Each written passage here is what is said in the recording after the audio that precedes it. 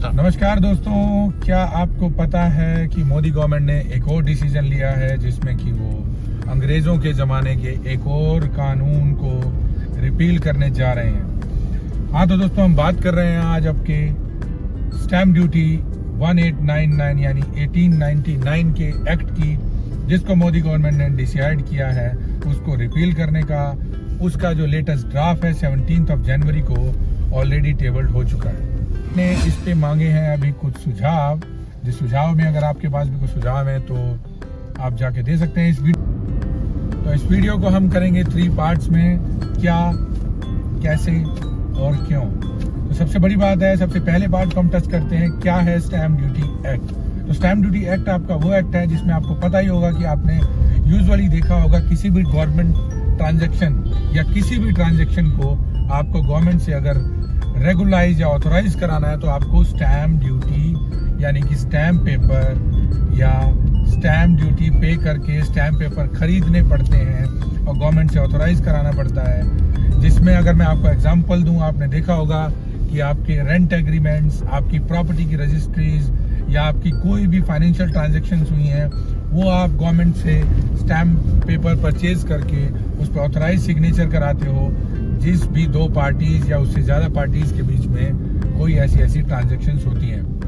तो दोस्तों, इस एक्ट में आपको पता ही होगा, उसका एग्जांपल मैं छोटा सा दे दूं। अगर आप किसी नॉर्मल पेपर पे किसी से साइन करा लेते हो कोई ट्रांजेक्शन करके, सपोज करो कि मैंने आपसे पैसे लिए और आपने मुझसे एक पेपर पे साइन करा लिया, क्या वो ऑथोराइज है?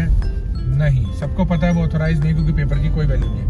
हाँ, ये तब ऑथोराइज है जब आप एक स्टैम्प ड्यूटी लेते हो गवर्नमेंट से, और स्टैम्प ड्यूटी आपको लेने के लिए आपके गवर्नमेंट वैलिड प्रूफ और कुछ मिनिमल सा अमाउंट पे करना पड़ता है। उसके बाद आपको स्टैम्प ड्यूटी जनरेट होती है। इनिशियली आपको पता होगा ये स्टैम्प पेपर जो आते थे आपने देखे ही होंगे आपके घर की रजिस्ट्री में, जो एक यूजुअल डॉक्यूमेंट मुझे याद आ रहा है कॉमन सा, उसमें एक नोट वाला आपको स्टैम्प ड्यूटी मिलती थी। कलरफुल सा नोट होता था, उसके नीचे पेपर होता था और उसके नीचे आप पटवारी से या फिर कोर्ट में जो भी आपके ऑथोराइज वसीका बैठते होते उनसे लिखवाते थे। तो वहाँ जाके उसके बाद थोड़ा ज़माना बदला, 2014 के बाद गवर्नमेंट ने इसको थोड़ा किया। अब आप ऑनलाइन इसे जनरेट कर लेते हो, बट अगेन उसके लिए प्राइमा फेसी जो प्राइमरी डॉक्यूमेंट है वो वही रहते हैं आपके, जिसमें आपका आधार कार्ड, पैन कार्ड, जो गवर्नमेंट वैलिड प्रूफ है।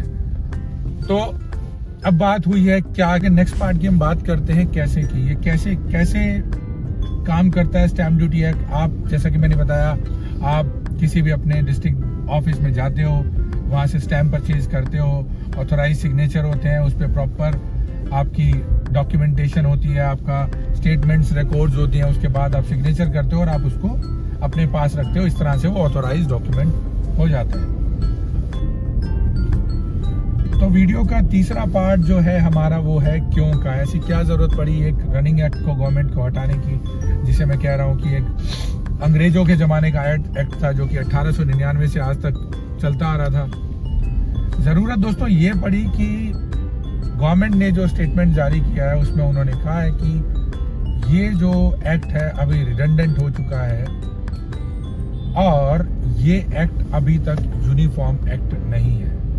जब हम कहते हैं यूनिफॉर्म नहीं है तो इट मीन्स ये एक्ट अक्रॉस जो इंडिया है, अक्रॉस भारत, ये काफ़ी सारी स्टेट्स में अलग तरीके से यूज़ होता है। यूनिफॉर्म नहीं है, एक तरह का कानून नहीं, इसमें एक तरह के प्रावधान नहीं है, एक तरह की ड्यूटीज़ नहीं है, एक तरह के चार्जेस नहीं है। तो इसी जब हम बात करते हैं, क्योंकि India is moving towards the digital India, right, और एक विकसित भारत के लिए मुझे लगता है कि इन सब चीज़ों का होना बहुत ज़रूरी है, जहाँ आपके एक्ट थोड़े यूनिफॉर्म हो।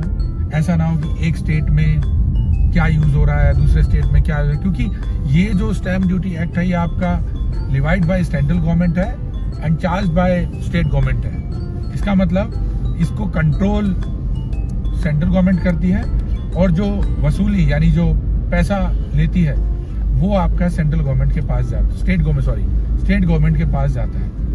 तो इसको फर्स्ट ऑफ ऑल गवर्नमेंट को यूनिफॉर्म करना है। सेकंड, कुछ रेगुलेशंस चेंज करनी है, जिसमें कि आपके कुछ जो सजा के प्रावधान मैं कहूँगा, अगर आप ड्यू प्रोसेस को फॉलो नहीं करते हैं तो कुछ सजा के प्रावधान हैं, वो आपके यूनिफॉर्म हो जाएंगे। तो इसी प्रोसेस में गवर्नमेंट ने अभी जो ड्राफ्ट इसका टेबल किया है 17 जनवरी को, अभी लोगों से सुझाव मांगे हैं। और क्योंकि मेरा मानना है कि ये बहुत ज़रूरी है कि एक यूनिफॉर्म जो आपका एक्ट होना चाहिए, जिसमें आपकी कुछ अगर कोई वल्नर होता है या इसको फॉलो नहीं करता तो उसके लिए कुछ सज़ा के प्रॉपर प्रावधान होने चाहिए। तो दोस्तों, आशा करता हूँ वीडियो आपको इन्फॉर्मेटिव लगा हो। छोटी सी इन्फॉर्मेशन थी। अगर आपको इन्फॉर्मेटिव लगा हो तो लाइक कीजिए, चैनल को सब्सक्राइब कीजिए। अगर आपको नहीं लगा हो तो डिसलाइक कीजिए। हमेशा की तरह हम कहते हैं हमारे को अपने कंटेंट को और इम्प्रूव करना है, वो आपके सुझाव के बिना नहीं हो सकते हैं। आपका फीडबैक, आपका सुझाव हमारे लिए बहुत ज़रूरी है। अभी हम ऑफिस की तरफ थे तो एक इन्फॉर्मेशन लगी आपके साथ शेयर करनी है, तो हमने सोचा क्यों ना गाड़ी से वीडियो रिकॉर्ड किया जाए। Thank you very much for watching.